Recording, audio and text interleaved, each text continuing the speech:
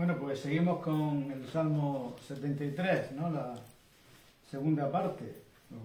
Vimos algo sobre cómo el salmista se dio cuenta de que el concepto que tenía de los incrédulos solamente él se fijaba en el aspecto pomposo de la gloria que tenían, de la prosperidad, todo lo demás, pero se dio cuenta en la casa de Dios que Dios lo había puesto en deslizadero, que toda su pompa, toda su gloria, toda su prosperidad en un momento, en un instante desaparece, ¿no? Y también vimos pues eso, que Dios no cambia, ¿no? No cambia, y que él se dio cuenta también de ese aspecto del carácter de Dios, ¿no? Que Dios es un Dios que no varía, que siempre hace el bien, ¿no? Por eso, al principio del Salmo, él dijo, ciertamente, Dios es bueno para con Israel, ¿no? Así que vamos a seguir adelante con el Salmo 73, y el salmista también siguió adelante y llegó al punto donde descubrió que el pacto de Dios y las promesas de Dios son fieles para siempre, ¿no? Y para siempre son seguras. En otras palabras, Dios no solamente es justo y recto, sino que se ha comprometido con el hombre. Ha dado ciertas promesas. Por eso, otra gran doctrina de la Biblia es que las promesas de Dios son siempre ciertas y seguras. Lo que Él ha prometido ciertamente lo cumplirá. Recordemos las palabras de Pablo a Tito. Se refiere a un Dios que no miente. Y no puede mentir por la sencilla razón de que es Dios. Y cuando Dios da una promesa, ciertamente la cumplirá. Todas sus promesas son absolutas y cualquier cosa que Él ha prometido, sin lugar a duda, la llevará a cabo. Esto fue muy importante para el salmista, porque siendo él uno de los miembros del pueblo de Dios, él conocía el pacto, conocía las promesas que Dios había hecho a su pueblo y cómo Él se había brindado a ellos. Les dijo que ellos eran su pueblo especial, su pueblo peculiar, su especial tesoro, ¿no? Que tomaría especial interés en ellos, que los cuidaría y los bendeciría hasta que finalmente los reuniera con Él.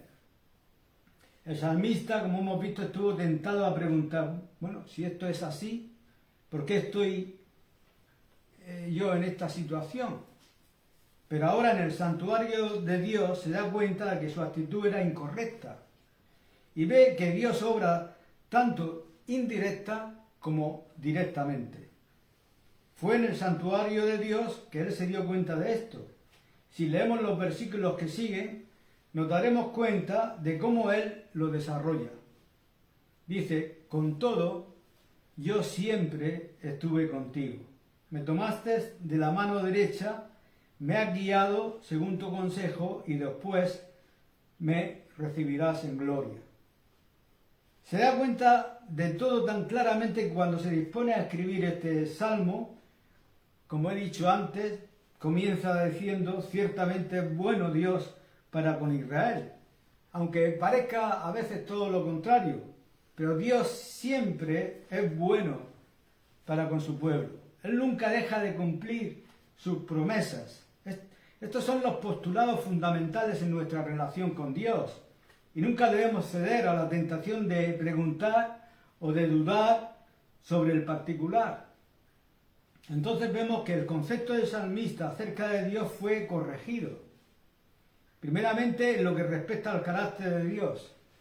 Sin embargo, todavía nos falta responder a la pregunta de mayor importancia. Si sabemos que Dios tiene todo el poder y que nada lo puede limitar, que es siempre justo y recto, y que es siempre fiel a su pacto y a sus promesas, entonces, ¿por qué es que a los impíos se les permite florecer y prosperar de esta manera? ¿Y por qué es que los santos se encuentran con frecuencia en un estado de sufrimiento? Aquí está el centro de la pregunta que siempre preocupa a la mayoría de gente, ¿no? Y que probablemente es la pregunta que millones de personas se hacen en diferentes partes del mundo, ¿no? ¿Por qué Dios permite estas cosas, ¿no?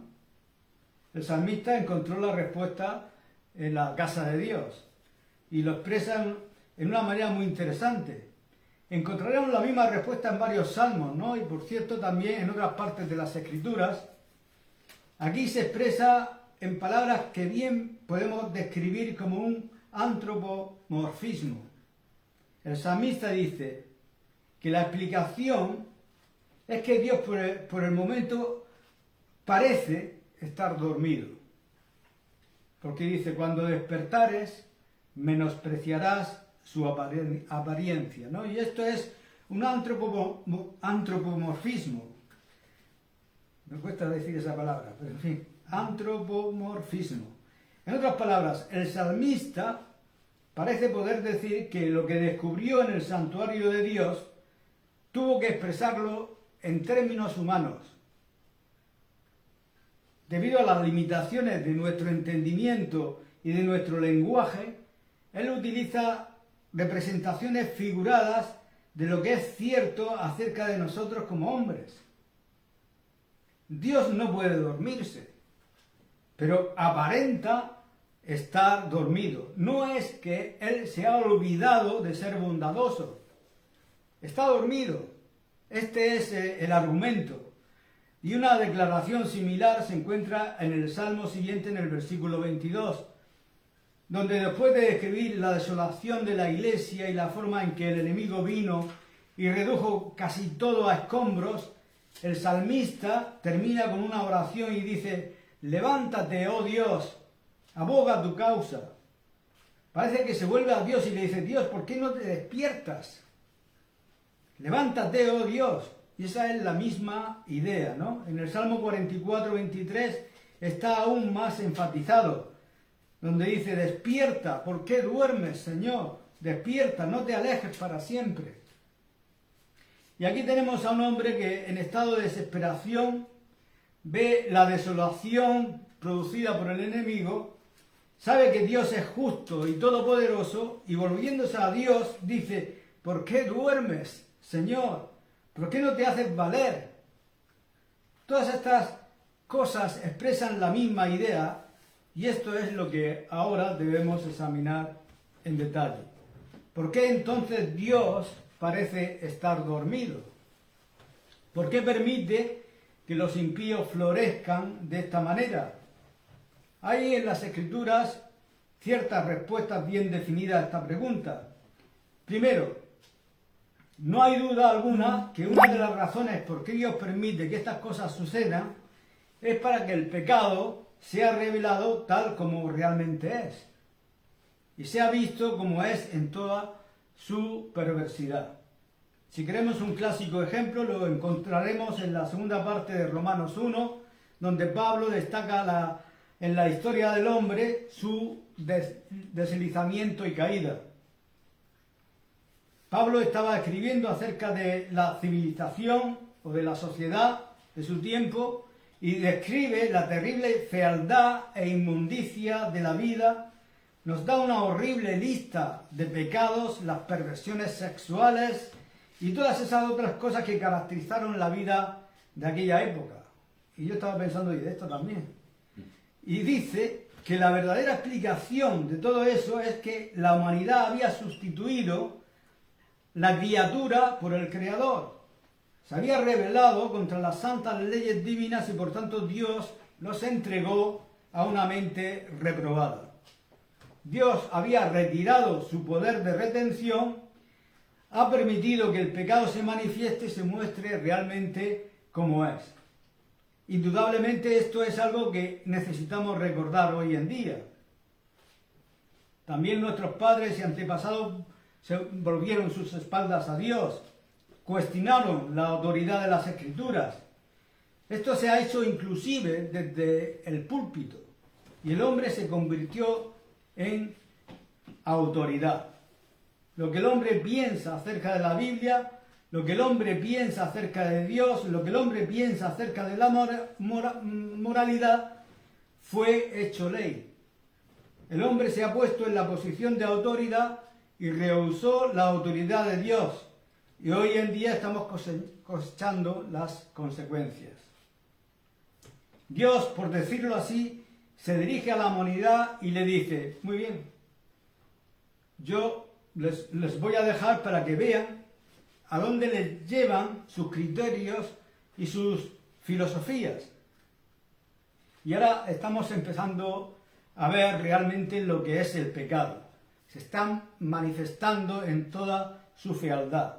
Lo vemos en todo su horror, su inmundicia y malignidad. No hay duda que Dios, para enseñar a la humanidad lo sumamente vil que es el pecado, a veces retrae su poder controlador y permite a los impíos actuar desenfrenadamente.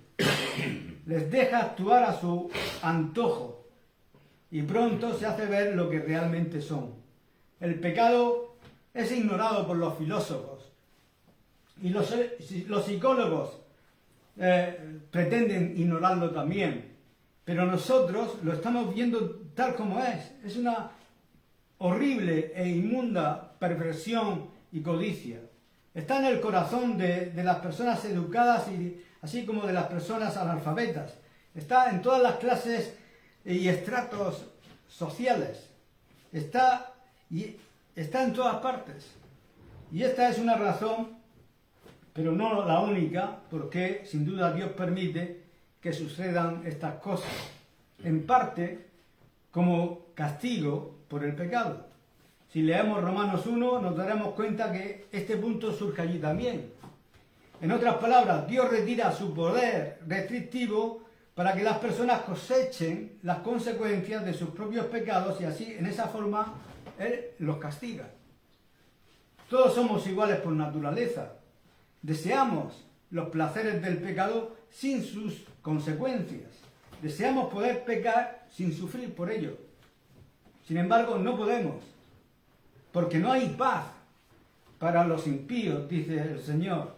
Dios ha hecho al hombre de tal manera que sin Él no tiene paz y por esa razón sufrimos. Y a veces Dios permite que el mundo llegue a un estado de impiedad como parte de su castigo. Y no vacilo en afirmar que esta es la única explicación de las 2 guerras mundiales. Dios en parte ha repartido castigo a la humanidad por desafiarle durante los últimos 100 años. Dios permite que las cosas se desarrollen para que la humanidad coseche las consecuencias de lo que sembró. Recogemos lo que sembramos y hemos experimentado esto en el curso de nuestro tiempo. ¿Y qué es lo que sigue? Yo creo que Dios permite que el mal y que los malos operen desenfrenadamente. Él les da rienda suelta, licencia, como quien dice, para que su caída sea más completa y contundente. La historia bíblica es realmente la exposición de este principio. Dios parece estar dormido, el enemigo se levanta, blasfema el nombre de Dios. Pensemos en el caso de Asiria. Ellos se levantaron contra el Dios de Israel y Dios permitió que así lo hicieran.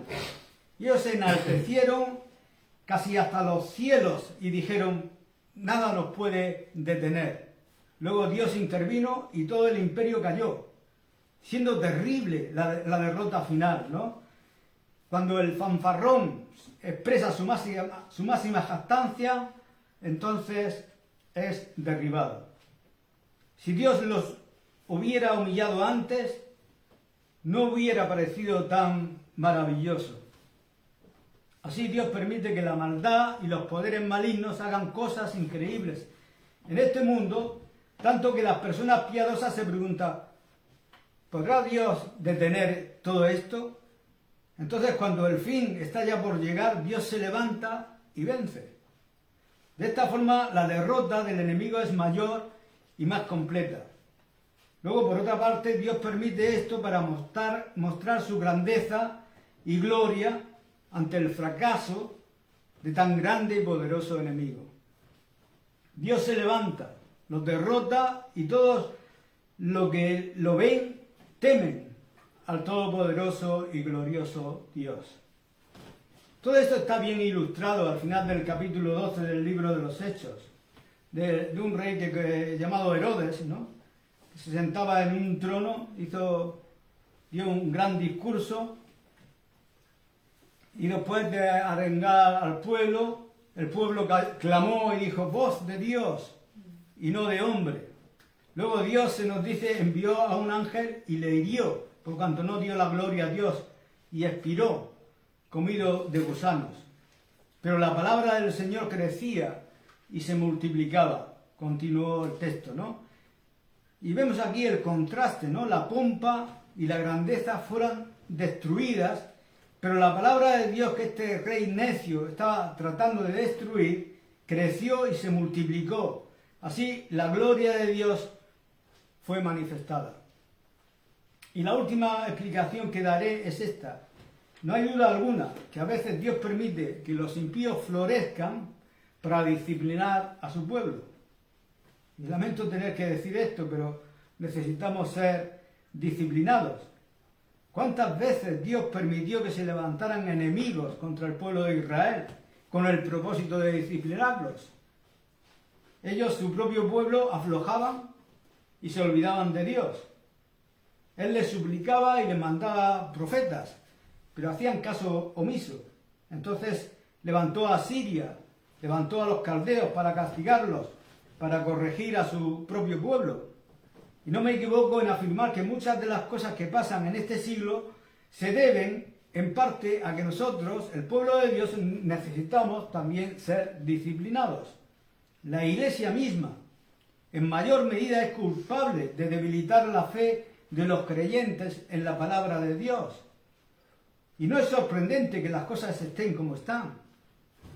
Probablemente tengamos que pasar más pruebas para que seamos humillados y nos sometamos a Él y comprendamos que somos el pueblo de Dios y que tenemos que obedecerle y confiar entera y solamente en Él. Estas son, a mi entender, algunas de las respuestas en las Escrituras de por qué Dios parece a veces estar dormido.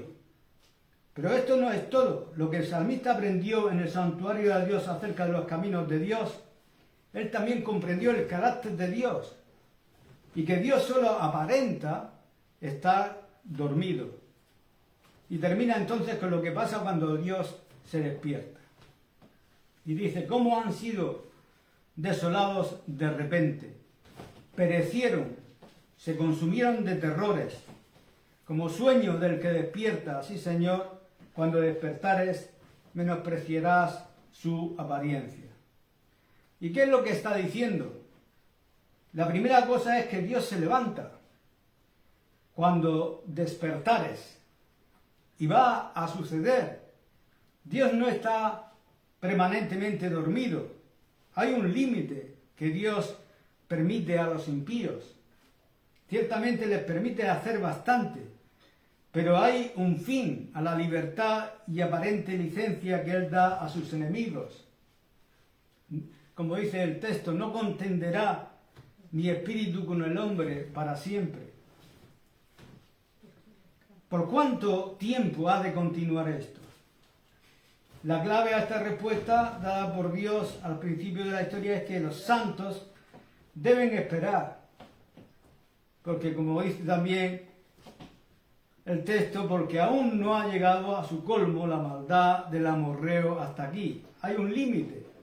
Dios se despierta, ¿y qué pasa cuando Él se despierta? El salmista nos cuenta claramente lo que sucederá a estos prósperos hombres impíos. Dice, como sueño del que despierta, así, Señor, cuando despertares, menospreciarás su apariencia. Y qué cuadro, ¿no? Este hombre impío que parece ser tan grande, maravilloso, se desvanece como un sueño cuando Dios se despierta. Es como si hubiera sido nada más que un fantasma, una imagen, una apariencia y nunca una realidad. Los impíos que parecen ser tan poderosos, tan grandes y maravillosos, tan suficientes en sí mismos y casi indestructibles, cuando Dios se levanta, se desvanecen en un instante. La Biblia está llena de esto. Leamos Isaías 40 y nos daremos cuenta que allí Dios dice que para Él las naciones son como la gota del agua que cae del cubo y como menudo polvo en las balanzas. Estas grandes naciones con sus bombas atómicas y de hidrógeno estas poderosas naciones son como la gota del agua que cae del cubo o como un menudo polvo en las balanzas. Y no solamente esto, escuchemos el sarcasmo y la burla. Todas las naciones de la tierra son como langostas. Aún China, los Estados Unidos y la Unión Soviética. Ha habido otros grandes imperios, naciones, repúblicas en el pasado, pero todas desaparecieron porque no se sometieron a Dios. Todas las naciones de la tierra son como langostas cuando Dios se levanta. Os daré otro ejemplo más, es el más notable de la historia. Hemos leído acerca de Alejandro Magno, uno de los más hábiles generales de todos los tiempos, un gran monarca y un poderoso valiente. Conquistó casi todo el mundo. ¿Y cómo se le llama en las escrituras, no? Y si leemos nuestras Biblias de comienzo a fin, no encontraremos el nombre de Alejandro Magno. No se menciona. Sin embargo, Alejandro Magno figura en las escrituras y podemos ver cómo Dios lo menciona en Daniel 8. Como Walter Ludwig indicó, aquel que para el mundo es Alejandro Magno, para Dios es un macho cabrío. Cuando Dios se levanta, esto es lo que pasa a las naciones, a imperios y a individuos, a todos. Cuando despertares, Señor, y Él se ha despertado. Leamos la historia registrada en la Biblia y encontraremos que Dios se levanta y cuando lo hace, sus enemigos son diseminados y reducidos a nada. El último mensaje, sin embargo, que se deriva de todo esto es que estos grandes eventos de la historia que han sucedido son un pálido reflejo y al mismo tiempo un poderoso aviso de lo que va a suceder. Este mundo es impío, está sin Cristo, ridiculiza la gracia de Dios y al Salvador del mundo y especialmente la preciosa sangre de su cruz. Este mundo es arrogante y se gloria en su pecado. No obstante, el apóstol Pablo, quien fue grandemente perseguido, escribiendo en su segunda carta a los tesalonicenses, nos dice qué es lo que va a suceder. Y eso lo voy a leer, se encuentra en 2 Tesalonicenses 1, del 7 al 10, donde dice: y a vosotros, que sois atribulados, daros reposo con nosotros, cuando se manifieste el Señor Jesús desde el cielo con los ángeles de su poder, en llama de fuego, para dar retribución a los que no conocieron a Dios, ni obedecen el Evangelio de nuestro Señor Jesucristo, los cuales sufrirán pena de eterna perdición, excluidos de la presencia de Dios y de la gloria de su poder, cuando venga en aquel día para ser glorificado en sus santos y ser admirado en todos los que creyeron, por cuanto nuestro testimonio ha sido creído entre vosotros. Esto es tan cierto como que estamos vivos en estos momentos. El Señor vendrá de entre las nubes del cielo y todos sus enemigos serán desparramados y desarraigados. Satanás, el infierno y todos aquellos que se oponen a Dios serán lanzados al lago de fuego y sufrirán pena de eterna perdición, excluidos de la presencia del Señor. Este es el fin de los impíos. Este es el poder y la gloria de Dios a quien amamos y a quien adoramos y servimos. Si no entendemos lo que está pasando, pongámoslo en este contexto. Dios es Dios y Dios es santo y justo. Lo que Él ha prometido, ciertamente lo cumplirá. Él permite estas cosas para su propósito. Llegará el día cuando se levantará y destruirá a sus enemigos y el reino de Jesucristo será extendido de mar a mar y en el nombre de Jesús se doblará toda rodilla de los que están en los cielos y en la tierra y debajo de la tierra, y toda lengua confesará que Jesucristo es el Señor para gloria de Dios Padre. Gracias a Dios que sus promesas son siempre seguras. Dios nos conceda que todos podamos ver, saber y entender los caminos de Dios y despojarnos de una vez por todas de todas las dudas pecaminosas y todas las preguntas indignas. Amén. Amén.